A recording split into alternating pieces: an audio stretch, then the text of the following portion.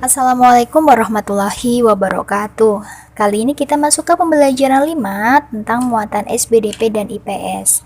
Yang pertama, muatan SBDP, yaitu menyanyikan lagu dengan nada dan tempo yang tepat. Pada pembelajaran sebelumnya, kalian telah mengenal nada dan tempo. Nada adalah bunyi yang beraturan dan memiliki frekuensi tertentu.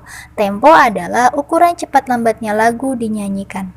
Saat kita bernyanyi harus ada keselarasan antara nada dan tempo sehingga lagu menjadi enak didengar. Muatan IPS pengaruh kondisi geografis terhadap kegiatan manusia. Indonesia merupakan negara kepulauan yang memiliki keragaman bentuk muka bumi. Kondisi ini sangat berpengaruh terhadap aktivitas penduduknya. Penduduk Indonesia tersebar di berbagai daerah. Ada penduduk yang tinggal di dataran rendah dan dataran tinggi. Ada juga penduduk yang tinggal di daerah pantai. Ada penduduk yang tinggal di pedesaan, ada juga penduduk yang tinggal di perkotaan. Kondisi geografis suatu wilayah memengaruhi aktivitas penduduk yang tinggal di wilayah tersebut. Hal ini terjadi karena manusia cenderung memanfaatkan sumber daya alam di sekitarnya. Beberapa keragaman geografis Indonesia dan kegiatan masyarakat di sekitarnya. Yang pertama di laut. Indonesia mempunyai wilayah lautan yang sangat luas. Banyak sumber daya alam yang dapat kita manfaatkan dari laut seperti ikan, mutiara, rumput laut, bahkan minyak bumi. Laut juga dapat dimanfaatkan untuk wisata bahari seperti menyelam. Saat menyelam, kita dapat melihat pemandangan bawah laut yang indah. Indonesia mempunyai tempat menyelam yang sangat terkenal bahkan sampai ke mancanegara. Contohnya yaitu Bunaken di Sulawesi Utara, Raja Ampat di Papua Barat, Karimun Jawa di Jawa Tengah. Yang kedua, pantai. Pantai adalah daerah perbatasan antara lautan dengan daratan. Indonesia mempunyai banyak pantai yang indah seperti Pantai Kuta Bali, Pantai Parangtritis Yogyakarta, Pantai Nihiwatu Sumba Barat, dan lain-lain. Masyarakat sekitar pantai pada umumnya bekerja sebagai nelayan, petani garam, dan petani tambak. Akan tetapi, sekarang wilayah pantai potensial di bidang pariwisata sehingga beberapa orang memilih bekerja sebagai pengelola hotel atau penginapan, pedagang, pembuat souvenir, dan pemandu wisata.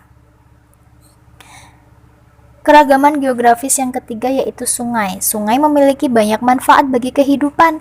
Sebagian besar masyarakat memanfaatkan sungai sebagai sumber air. Sungai juga dimanfaatkan petani untuk mengairi sawah. Selain itu, sungai dapat dijadikan sebagai sarana transportasi. Ada juga kegiatan ekonomi yang memanfaatkan sungai dengan mendirikan pasar terapung. Salah satu contohnya adalah pasar terapung di Sungai Barito, Banjarmasin. Kegiatan jual beli di pasar terapung terjadi di atas perahu. Selain sebagai tempat jual beli, pasar terapung juga menjadi tempat wisata.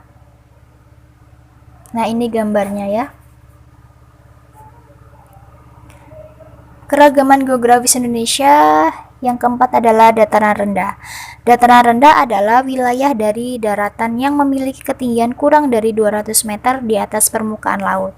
Wilayah yang berada di dataran rendah umumnya mempunyai tanah yang subur sehingga cocok untuk kegiatan pertanian, peternakan, perkebunan, kelapa dan tebu, serta industri. Selain itu, dataran rendah dijadikan sebagai pusat permukiman masyarakat. Yang kelima, dataran tinggi. Dataran tinggi adalah bagian dari daratan yang memiliki ketinggian lebih dari 600 meter di atas permukaan laut. Dataran tinggi mempunyai udara yang sejuk serta pemandangan yang sangat indah sehingga cocok dijadikan sebagai tujuan wisata. Masyarakat di dataran tinggi umumnya menanam berbagai jenis buah-buahan, sayur-sayuran, dan tanaman hias. Salah satu contoh dataran tinggi di Indonesia adalah dataran tinggi Dieng.